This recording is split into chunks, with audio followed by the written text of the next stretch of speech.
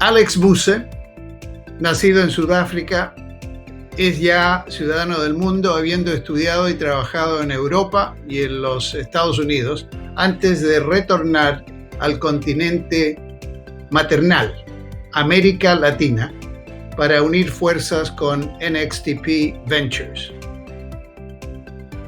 Desde sus inicios sabemos que NXTP Ventures ha sido uno de los pioneros del sector. Las empresas del portafolio del Fondo 1 de NXTP han levantado más de $1,000 millones luego de recibir inversiones de NXTP mismo y de más de 150 inversionistas a lo largo de la región. Alex, como socio del fondo, se enfoca en los 4 puntos verticales de alto impacto a los cuales NXTP presta especial atención: B2B SaaS, Logistics Tech, servicios de información AL y FinTech. Alex también es miembro del directorio de la empresa brasileña de logística, Kanju. Y aquí y ahora, Alex Busse está con nosotros para conversar con Juan Pablo Capello, fundador de PAG Law, expertos en Venture Capital en el hemisferio y auspiciadores de Aquí y Ahora, este podcast sobre tecnología en el siglo actual. Con ustedes, Alex Busse y Juan Pablo Capello. Alex, gracias por acompañarnos. Mil gracias por tenerme.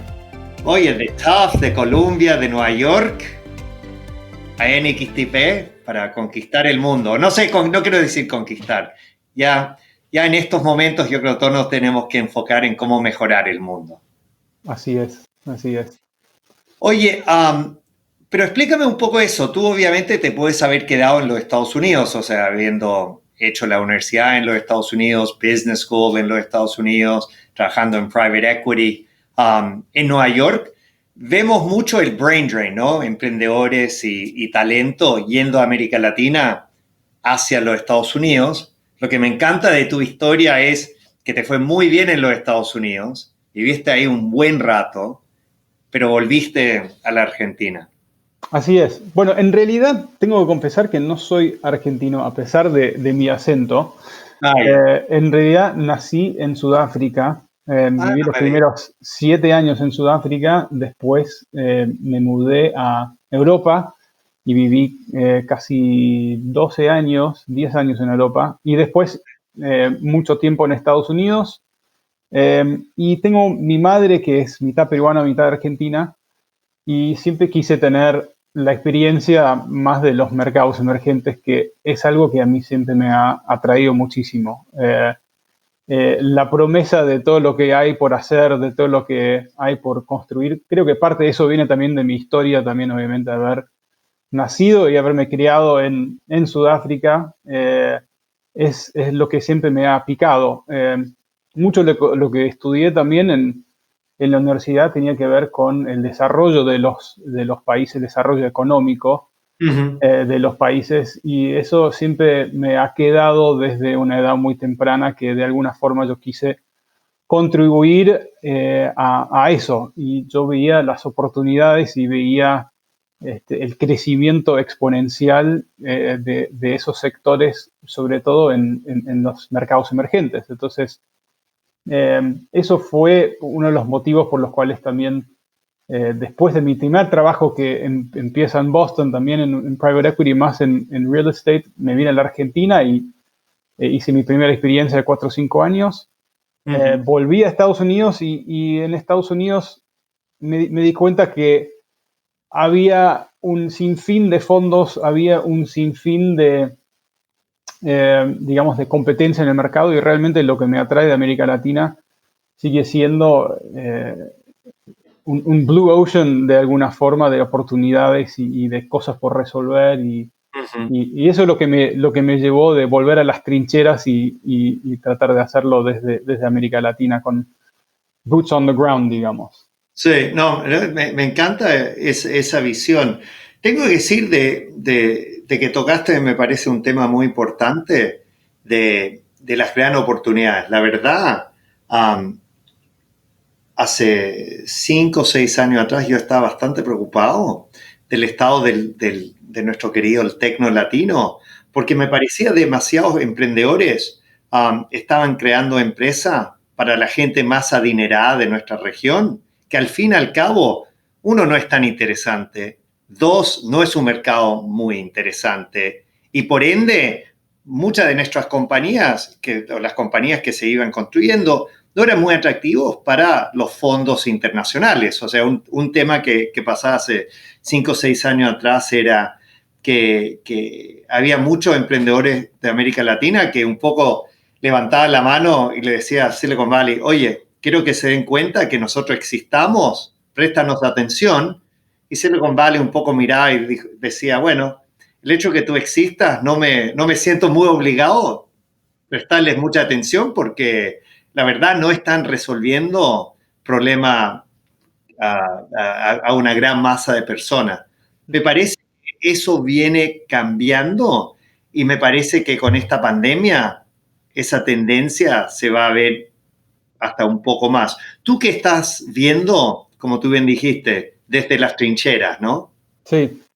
Yo creo que hay o sea, el software is eating the world es una realidad y creo que no hay ninguna región, ninguna geografía, ningún país que se va a salvar de esa realidad. Entonces, si eso va a llegar a América Latina, va a llegar. Siempre creo que hubo la convicción desde muchos de que esto iba a pasar y que iba a llegar.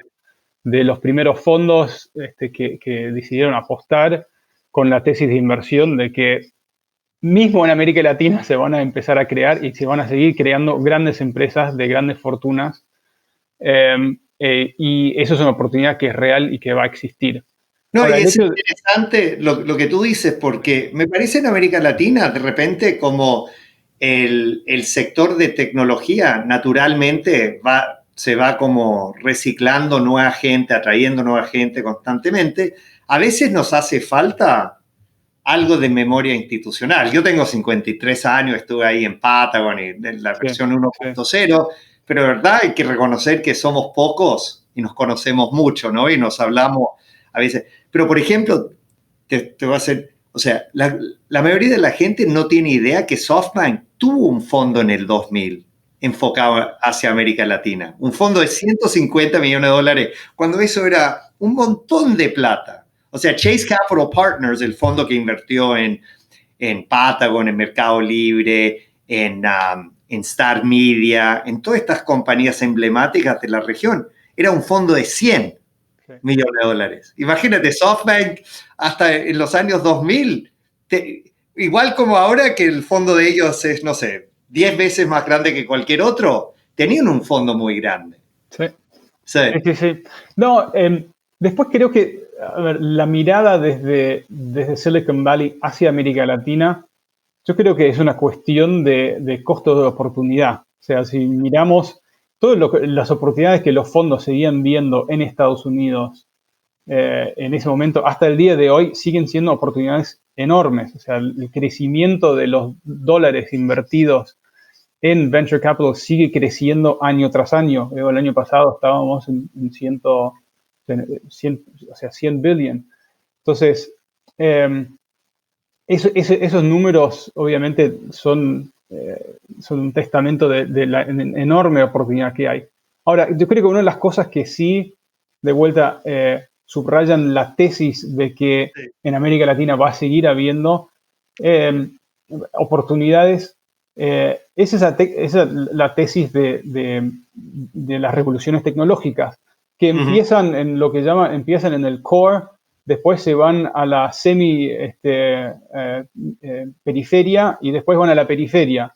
El core claramente de la tecnología siempre fue Estados Unidos, de ahí se fue expandiendo a nuevos mercados en busca de crecimiento. Esos mercados después son la periferia, que habrá sido en primera instancia Europa y China.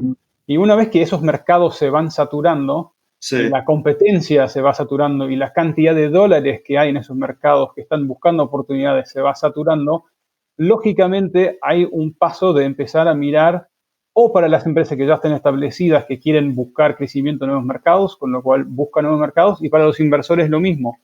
Buscan mercados donde hay más escasez de capital, donde la competencia no es tan grande como en Estados Unidos y donde apuestan a que va a haber una tendencia parecida a la penetración de la tecnología en estos países, tanto en empresas B2B, o sea, en enterprise, como en consumer. Y creo que esa tesis es difícil de rebatir, y creo que lo estamos viendo en estos años. Sin lugar a dudas, los fondos durante mucho tiempo estuvieron apostando a que esto iba a pasar y tarda, obviamente, en dar sus frutos, y estos últimos 3-4 años creo que han mostrado que es una realidad. No, por eso me da tanto placer, o sea, hablar con alguien de NXTP, porque hay que reconocer de que cuando NXTP entra al campo de batalla en el 2010, 2011, en América Latina llevamos 10 años en que se invertía todos los años entre 150 a 300 millones de dólares en venture capital. Eso era el porte del mercado desde el 2001 hasta el 2010. Y la verdad, ustedes no se pueden llevar todo el crédito, pero hay que reconocer desde que el momento que ustedes lanzaron el primer fondo hasta el día de hoy, el monto invertido ha subido 32 veces, y la verdad, todos los años ha habido un aumento tras aumento tras aumento. Me parece esto va a ser el primer año, 2020, que vemos por primera vez en 10 años algo de menos dólares invertidos en el tecno latino. Sí, sin lugar a duda. De vuelta, yo creo que es el resultado de muchas semillas que se fueron sembrando a lo largo del tiempo. Tarda tiempo. Una buena empresa para llegar a ser un unicornio tarda o sea, dependiendo del rubro, ¿no? Pero estamos hablando de 8 años. Por lo general, algunos lo hacen en menos tiempo, algunos tardan un poquito más, pero para que una empresa madure y sea capaz de recibir esos montos de capital de inversión, necesitan tiempo para madurar y tiempo para crecer. Y eso más o menos se remonta justamente a esos años de los primeros fondos, como Kasek también, que empieza en el 2011 con su primer fondo. Monashis, que estaba hace bastante más tiempo, ya desde el 2007 creo, pero ya de a poquito hay un cierto momentum y una masa crítica de emprendedores que estuvieron emprendiendo, que estuvieron las empresas que fueron capaces de captar esos dólares que antes simplemente no existían. Oye, y ustedes con el portafolio de empresas que tienen, obviamente me consta de que ustedes están viendo seguir invirtiendo en algunas empresas del portafolio. ¿Qué están haciendo en términos de hablar con posibles fondos de Silicon Valley y otros fondos para que las empresas del portafolio de ustedes sigan pudiendo conseguir el capital necesario para poder seguir creciendo? Creo que hay que distinguir entre dos portafolios. El primer portafolio, que es del fondo 1, que obviamente tenemos mucho más empresas en ese portafolio, y hay 20, digamos, top performers en ese portafolio que realmente son los creadores de valor de ese fondo. La mayoría de esas empresas están muy bien encaminadas, y los que están en ese track de crecimiento creo que ya han logrado pegar ese salto a poder contactarse, a poder estar en contacto con Silicon Valley o con Estados Unidos para acceder a esos montos de capital necesarios para, digamos, la expansión de esas empresas. En nuestro segundo fondo es un portafolio mucho más joven. Es un seed fund, invertimos en algo de serie A también, pero todavía no hemos llegado a la etapa de las empresas donde necesitan acceder a montos de capital de serie C o de expansión, de donde es necesario tocar la puerta en esos fondos. Habiendo dicho eso, mientras antes uno puede tener el interés, creo que de algunos fondos de Silicon Valley que quizás tengan mucha experiencia en un cierto rubro o han acompañado a empresas con un modelo de negocios muy similar en Estados Unidos o en el resto del mundo, y que uno pueda sumar esa experiencia temprano en la ronda de financiamiento de las empresas.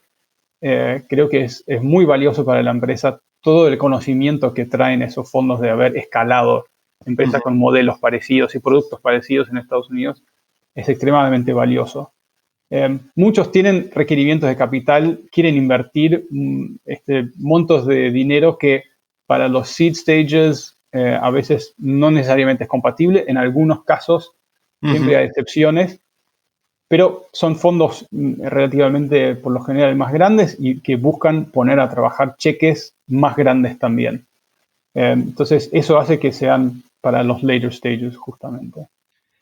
¿Y ustedes con esos fondos o con los fondos más grandes o estos fondos más de nicho?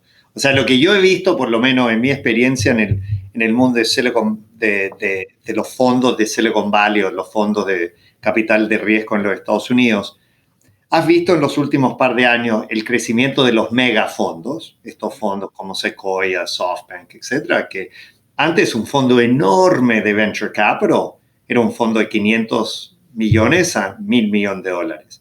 Y ahora un fondo enorme, o sea, SoftBank con el Vision Fund de 100 billion, obviamente setió un nuevo estándar en términos de lo que se considera grande.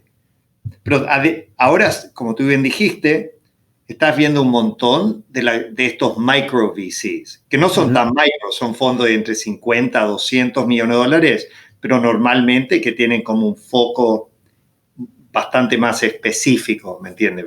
Invierten solamente en fintechs con ciertas características o, qué sé yo, modelos de suscripción hacia los consumidores, etc. ¿Cómo ustedes están tratando de mantener los canales de comunicación abiertos con esos fondos a pesar de esta pandemia?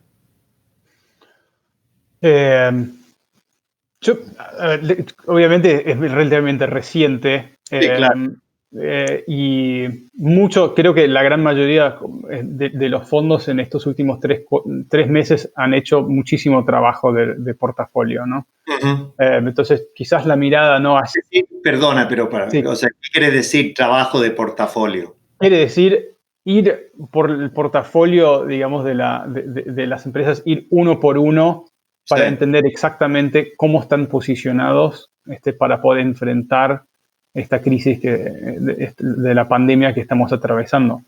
Es decir, mirar la eficiencia, cuánto capital tienen, cuánto runway tienen, dónde están en su ciclo de levantar capital, qué tipo de producto tienen, cuánto se estima que ese producto se va a ver afectado por la pandemia, algunos productos que quizás se van a ver beneficiados por la pandemia, y tratar de armar un game plan junto con la empresa para asegurarse de que puedan sobrevivir esta crisis. En algunos casos eso significa armar rondas, la mayoría quizás rondas internas con los inversores existentes, porque se necesita rapidez de poder actuar. En algunos otros casos es quizás hacer un poco de reach out a otros fondos, pero en su gran mayoría ese tipo de trabajo ha sido muy interno y mucho trabajo, digamos, interno del cap table. Entonces, después, respecto de los fondos que son, digamos, más específicos y más de nichos, creo que simplemente estamos empezando a ver una masa crítica para que ese tipo de fondos puedan llegar a existir. Estamos viendo una masa crítica de empresas en fintech o de subscription services o como lo acabo de hacer.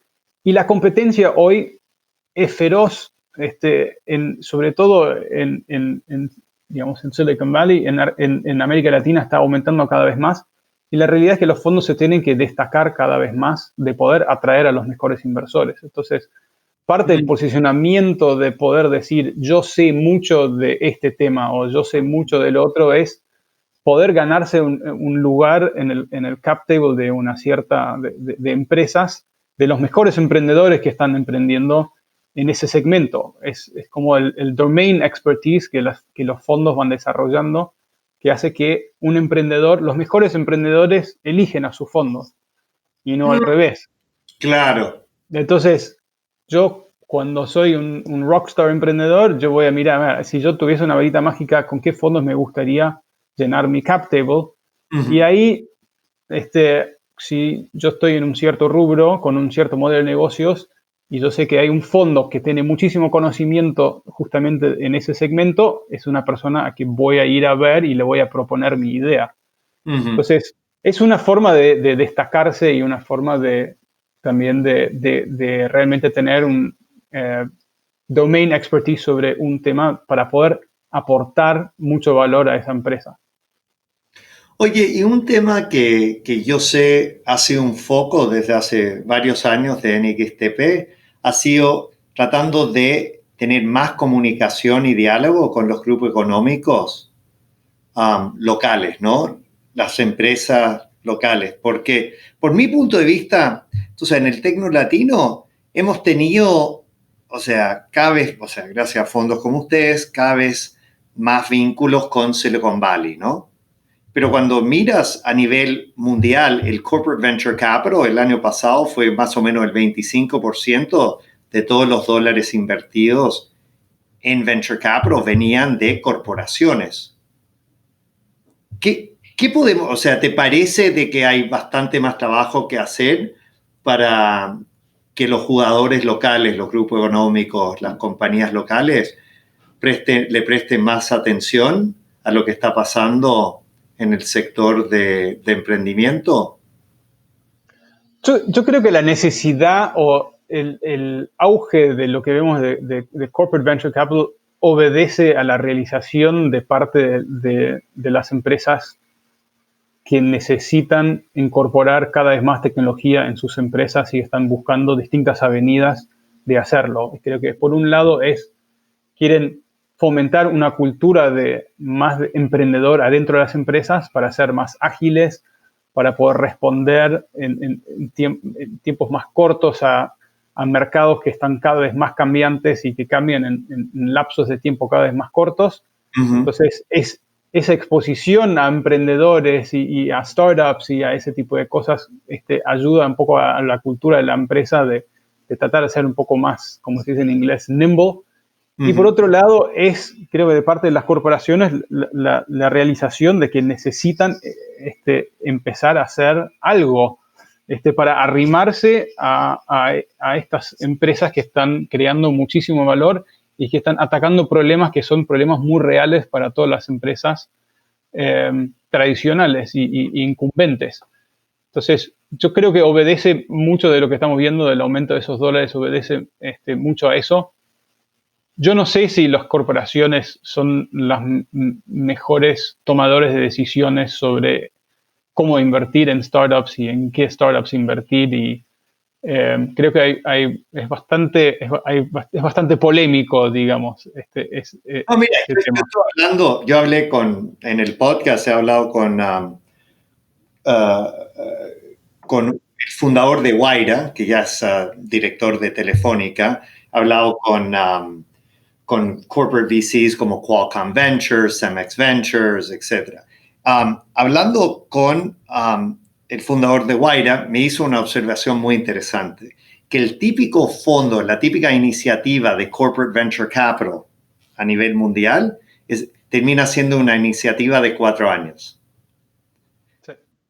Como tú bien sabes, normalmente, las buenas compañías tardan 6 a 10 años para que realmente empiezas a ver los frutos de esas primeras inversiones. O sea, te pone a pensar, hay un descalce total entre el típico fondo de corporate VC o iniciativa de corporate VC, porque if you pull the plug, si cortas la iniciativa después de 4 años, casi estás garantizando el fracaso de la iniciativa. Si le hubieras dado 4 años más, de repente ahí sí hubieras visto un, entre comillas, buen retorno económico. Sí. Justamente creo que muchos de esos, algunas empresas que lo hacen extremadamente bien, otras empresas que lo hacen muy mal. Pero en muchos casos también obedece a decisiones políticas de las empresas, de tener que decir, necesitamos hacer algo en este campo. Entonces, tienes 3 o 4 herramientas a la mano. Una de esas herramientas es lanzar un fondo, un corporate VC. Y obviamente también el tipo de empresas que uno atrae en esos. Hay algunos casos de éxito, pero es muy difícil tener a empresas estratégicas adentro de tu cap table desde muy temprano, que son potenciales compradores tuyos. Entonces, no hay ningún fondo en Silicon Valley que le va a recomendar a sus fundadores a que tomen dinero de estratégicos. Entonces, ¿y por qué? ¿Por qué dice? O sea, no es que estoy en desacuerdo, sí. Explícanos un poco la razón por ese comentario. No, el comentario principal es que uno no se quiere casar con ningún jugador en el mercado. Entonces, yo quiero eso por un lado, tanto desde el punto de vista de mis ventas y sobre todo desde el punto de vista de una potencial salida de la empresa. Sí. Yo quiero poder actuar 100% libre y poder vender al mejor postor. Quiere poder hacer negocios con todos los jugadores en el mercado, y inevitablemente se crean conflictos de interés cuando uno tiene estratégicos adentro del cap table que tienen participación significativa, porque inhiben el camino quizás de hacer negocios o con competidores, o el día de mañana te quieren comprar en poco tiempo sin que la empresa tuviese tiempo para crecer, y se van a la medida que la empresa va creciendo, se van desalineando los intereses, y la empresa pocas veces puede llegar a su full potential, digamos, de que estuviese con un cap table limpio. Sí, una de las cosas un consejo que yo siempre le doy a los emprendedores cuando hay un estratégico interesado en hacer una inversión, meter una ficha, es, bueno, búscate un inversionista de venture de verdad, un NXTP, que NXTP setea los términos y después le dice a lo estratégico, bueno, si quieres invertir como cualquier inversionista, arm's length, un inversionista común y corriente, fondo, fantástico, estás más que invitado. Pero con derechos limitados. Claro, exactamente, pero porque tú sabes, muchas veces lo estratégico, y lo entiendo, porque la gente que trabajan dentro de estas compañías que son líderes en su mercado local o hasta líderes a nivel regional, muchas veces se consideran, como diríamos en Chile, el hoyo del queque, y obviamente llegan, o sea, ven una compañía joven, no muy madura, y dicen, bueno, está bien, nosotros somos el pez grande y nosotros vamos a imponer las reglas, y ahí vamos a tener derechos preferentes, mucho veto, muchísimo control, y vamos a querer tener la opción de compra. Claro. Y eso, obviamente, como tú bien dices, ya cuando un emprendedor ha cedido esos derechos a un tercero, casi the game is up, ¿no? O sea, muy, muy difícil para que un fondo venga después e invierta. Sí, no, esto es tal cual.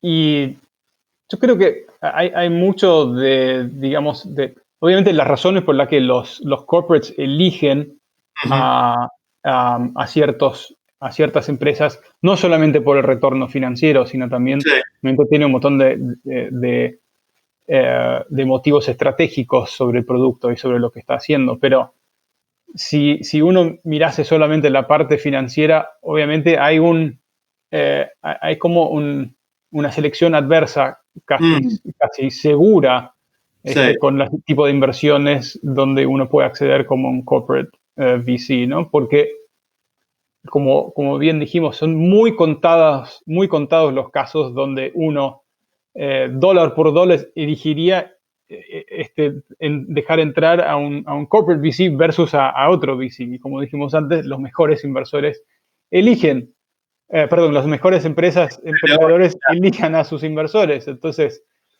ya hay una selección adversa bastante grande ahí. Eso no quiere decir que siempre hay casos de éxito donde ha funcionado muy bien y donde siempre las hay, ¿no? Pero estoy generalizando acá. Oye, otro tema, un tema un poco más macro. Fue interesante porque en el tecno latino me pareció hace 6, 7 años atrás que como este concepto de BRICS, de que los países emergentes, Brasil, Rusia, India y China, BRICS, hizo que casi de la noche a la mañana, cuando ese término empezó a agarrar vuelo, eso hizo de que cada multinacional, cada fondo de inversión necesitaba una estrategia para esos mercados. Y eso casi le obligaba a los Sequoias de este mundo, etcétera, a abrir una oficina en Brasil, etcétera. Fue interesante porque cuando el concepto de BRICS, como el motor de las economías más rápidas, más en alza, esa tesis empezó a demostrarse de que no era cierta.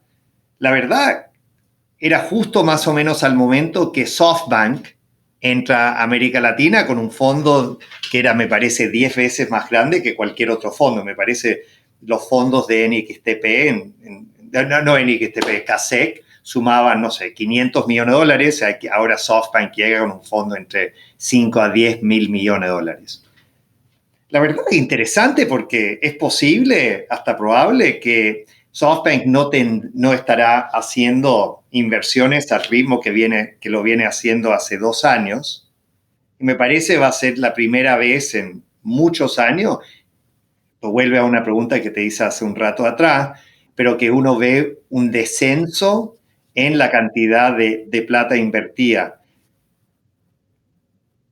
No sé lo que tú opinas. Lo que yo vengo pensando es, sí, de repente vamos a ver menos rondas de 100 millones de dólares para arriba, pero eso no quiere decir de que vamos a ver menos rondas serie semilla, serie A, serie B. ¿Cuál es tú? O sea, obviamente nadie sabe. Si supiéramos lo que iba a pasar, hubiéramos todos haber estado más preparados para la cuarentena, ¿no? Pero yo ahora, tú sabes, tratando de pensar un poco estratégicamente de cómo va a ir evolucionando el tecno latino, vengo pensando mucho en fuentes de capital. Uh-huh. Yo creo que en el caso de SoftBank y lo que vimos, creo que hemos visto una especie de como que pent-up demand, ¿no? Una demanda que hace que donde había toda una línea de empresas que estaban listos, que tenían los emprendedores, los management teams, el potencial de crecimiento. Había una serie de esas empresas que estaban listos para ser invertidos y creo que SoftBank ya ha hecho 17 inversiones en muy poco tiempo.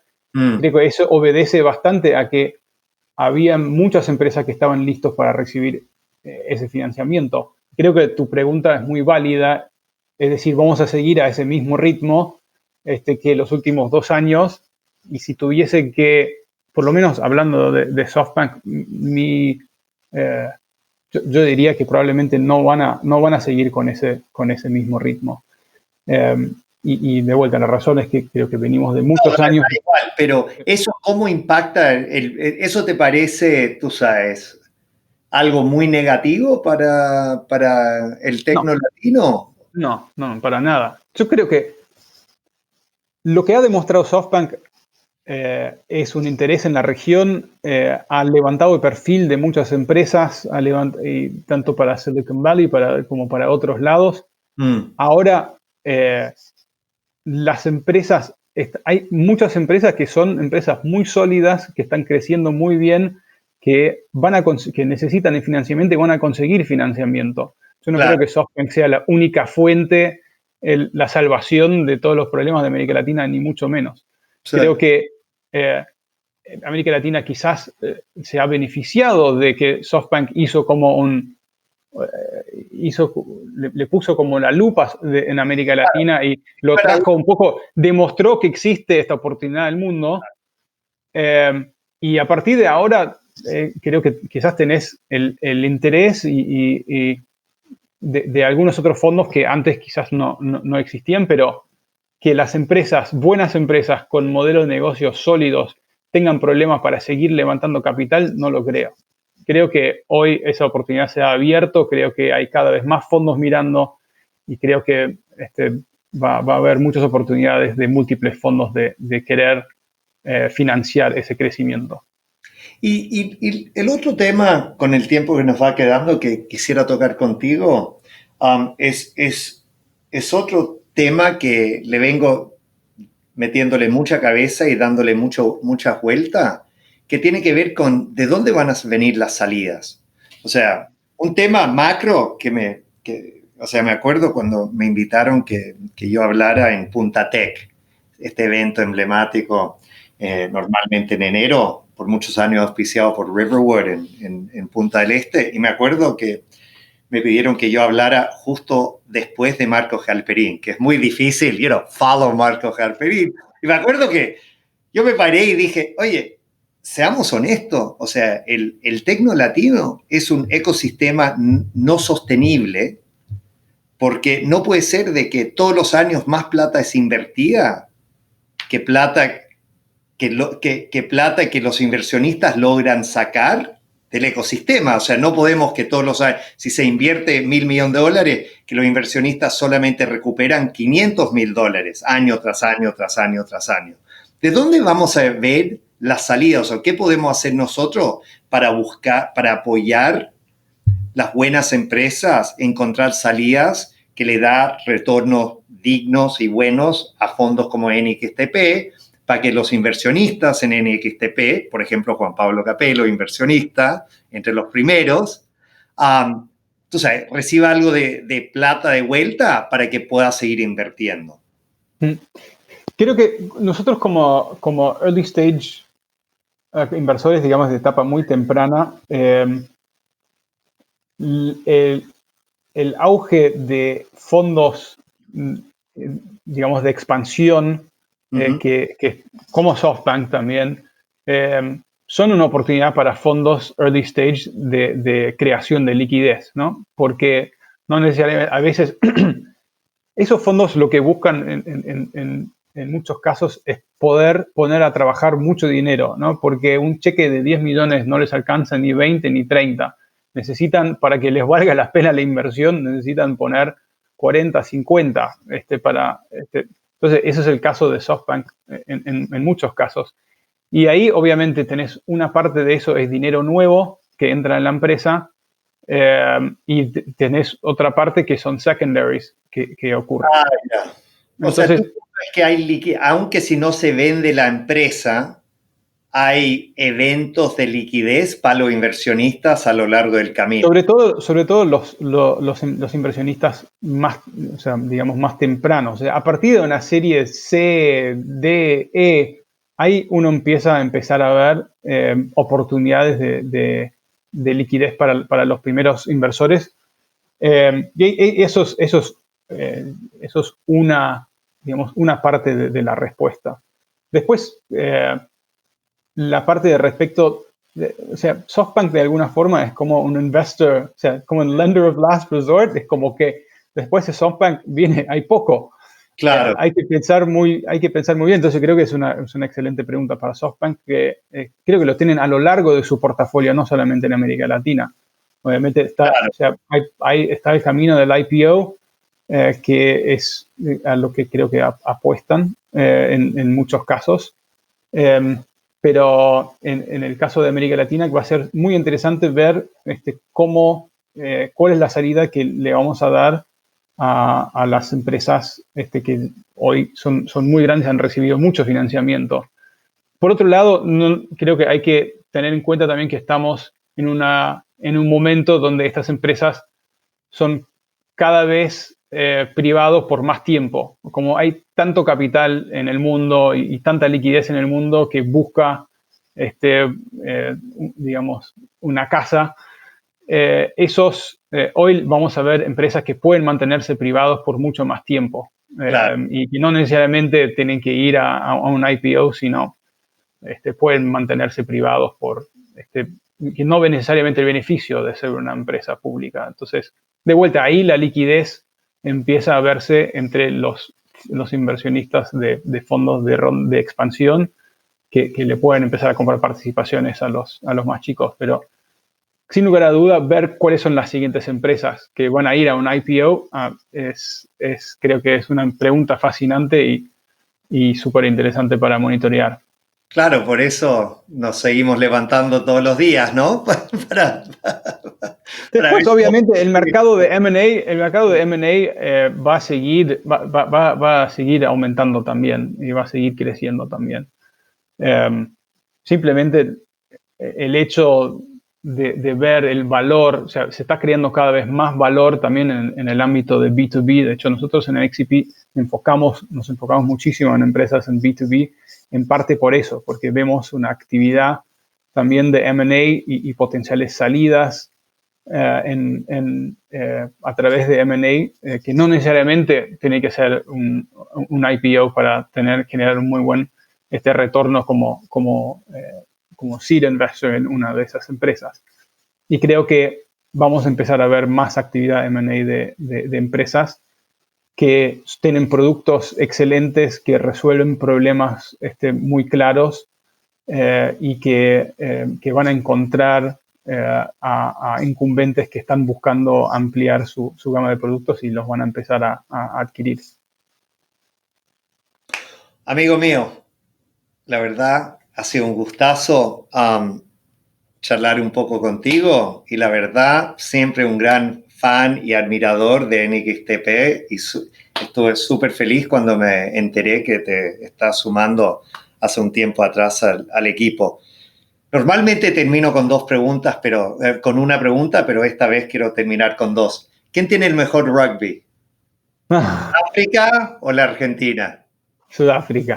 Bueno, bien me parece. Oye, ¿qué mensaje le quieres pasar a los hinchas del Tecno Latino aquí ahora para que mantengan el optimismo y la fortaleza? Yo creo que el COVID ha demostrado más que nunca que la tecnología va a seguir penetrando, de que nuestras vidas van a ser cada vez más digitales, de que esta es una tendencia que va a seguir y que se ha visto acelerado por esta pandemia, pero es tan claro, nos ha puesto tan en blanco y negro como nosotros hemos podido transicionar de nuestra vida más análogo a nuestra vida digital, y creo que eso va a seguir y el COVID de alguna forma realmente demostró en blanco y negro para muchos consumidores y gente que quizás no lo sigue como vos y yo todos los días, la digitalización. Claro. Ha creado como hard adoption en un montón de consumidores y la realización de que esta tendencia es real. Entonces, las oportunidades son inmensos y siguen estando y van a ser cada vez más. Entonces, es un excelente momento para emprender y para crear productos para este mercado. Amigo, te dejo la última palabra. Te mando un gran abrazo virtual por ahora, contando los días para que nos podamos ver en persona. Mil gracias, JP, y gracias por el espacio, por invitarme y obviamente también súper fans tuyos del veterano del ecosistema de LATAM. Te mando un abrazo grande, mil gracias. Este fue otro programa de Aquí y Ahora, auspiciado por PAG Law, especialista en Venture Capital. Hasta pronto.